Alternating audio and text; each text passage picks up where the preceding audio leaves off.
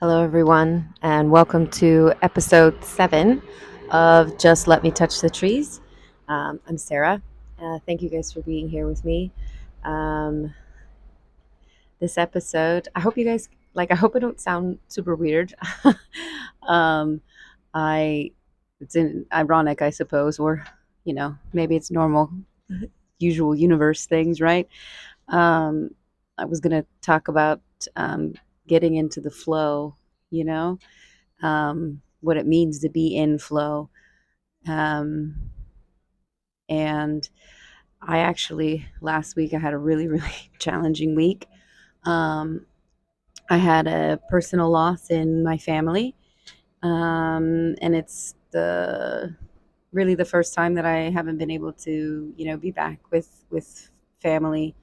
Um, in this kind of situation. And then on top of that, uh, I also had like a freak accident and ended up in the hospital Thursday evening and Friday most of the day. And so I have a perforated eardrum. So if I sound funny, because I honestly have no idea how I sound out of my left ear. So it's all kind of strange. Um, so that's been fun. Um, and I'm in Barcelona for about a month for my last field research project with my university for my PhD. And this entire trip was also a very last minute 2 weeks. We put it all together, and there's been a lot of that in the last year for my life where I make plans, they get upended. Um, I got to let go and go with the flow. I've had a lot of moments this year where I've been like, am I flowing? Am I being the river? Am I being the river? And it's not an easy thing to do, to let things go and just kind of move with the current of your life, because that can be um, chaotic. It can be full of turmoil. It can be full of unexpected things, both good and bad, right? That's also the beauty of life, though, is the unexpected.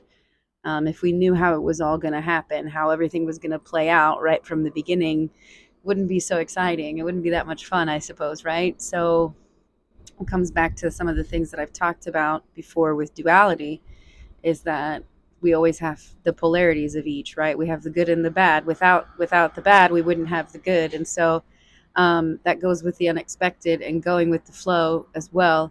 um, I had some I did actually have some really great things happen last week, but you know on the flip side of that, there was also um, a couple of big personal things, and then uh, physical injury. I went to funny story. I went to a glutes class today um, for functional training, so leg day essentially. And Jose got me real good. He murdered me in both English and Spanish. We'll just say that. And I was also like, huh? What? I can't hear you. Show me. Show me. It's better if you just show me, because I don't, this is the first time that this, I've had any kind of challenges with my hearing. I'm a vocalist as well. So this has been like, to have all of my acoustics and perception of sound so different has been a real challenge, but also um, I think also in a way extremely appreciative for what I do have normally in the present moment, and maybe I won't take that for granted ever again. You know what I mean? It's been it's definitely been a mixed bag of things, and like, I'm a Taurus, so it's Taurus season today. Happy Taurus season to those of you that are also Tauruses. Um, so I have a hard time letting go of things. I like stability. I like and then I have my Virgo rising that's my rising sign is Virgo. And so I like stable things. I like to plan things and I like them to go that way. And that's like never going to happen in life. And I've learned that in so many different ways because I have to keep relearning it because I have to get better at letting things go and going with the flow, being in flow state. Um, it's another one of those moments. Am I the river yet? Am I the river yet? And I laugh at myself, and I'm glad I can laugh at myself about this kind of stuff because I feel like that's kind of how we have to go about moving through life. We can't. It's important for us to feel the hurt and the pain, and I couldn't hear for like 10 minutes before things kind of calmed down, and that was really scary. But in the end, everything seems okay. I have to take care of it, obviously, and that means I can't go swimming in the sea for most of the summer. But I think I would rather hear and be able to continue to sing, right? So, um, I think that life throws you curveballs, and we have to be able to find a balance and an equilibrium of knowing that um, everything everything passes, the good and the bad, and then also everything is going to change. The one constant thing in life is that everything changes, right? And if we can wrap our heads around that, it makes us even more appreciative of the present moment, allows us to enjoy it even more. And I think it makes it easier to process the really, really hard things. You're not going to have perfect days. I had uh, really bad days actually last week, and I think that's a very human thing to acknowledge. We should acknowledge the human parts of ourselves. That's why we're here. That's why our souls are here, is to be here and have a human experience, right? And that means that we need to feel all of the things, feel all the shit on the bad days, um, and then also bathe in like the euphoria of the really good days, right? So I'm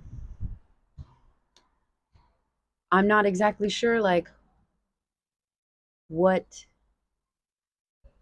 I would suggest for you. Actually, I take that back. No, one of the things that I kind of fell off of doing, and there's two things actually over the last 6 months.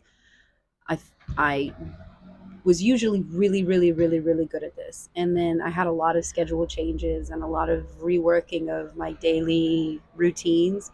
And mornings are not my favorite anyway, and so it just like I didn't do a very good job of making some of the adjustments that I could make, and I'm owning up to that myself. But it's something that I've been really getting back into the last couple of weeks, and so these are two things that I'm going to recommend for you guys in order to be able to even center ourselves on the really, really shit days because they're going to happen. I mean, last week was like an explosive week with like 7 planets and celestial bodies in Aries, and Aries is like, let's set everything on fire and have a party. We can throw gasoline on the fire, even. So I think for me, what's been really helpful that I'd fallen off of doing, but they're key in like keeping your frequency really high. And I'm not talking about toxic positivity. No, no, no, no, no. We don't do that anymore, okay? Because that's not actually being okay. I'm talking about just like acknowledging how you feel and knowing that that's not where you have to stay, and understanding that you have other tools to kind of maintain a higher frequency as opposed to the lower frequencies that fear, doubt, worry, anger, sadness, all of those kind of can happen. And so I have a playlist of affirmations, and then 3 or 4 songs and like speaking. Um, I guess it's poetry to music that I really, really enjoy, and that can look like anything for you. That doesn't have to look exactly like what it is that I do, but I can leave some of my favorites in the comments for affirmations and songs. And the other thing that I fell off doing that I'm getting back into is because I journal more or less every day in the morning, but I had a specific gratitude journal that I would write in before I would go to bed. So I would end every day, even if it was a shit day, um, with something I was grateful for that day, something that made me joyful, something that made me happy, something that brought gratitude to my heart.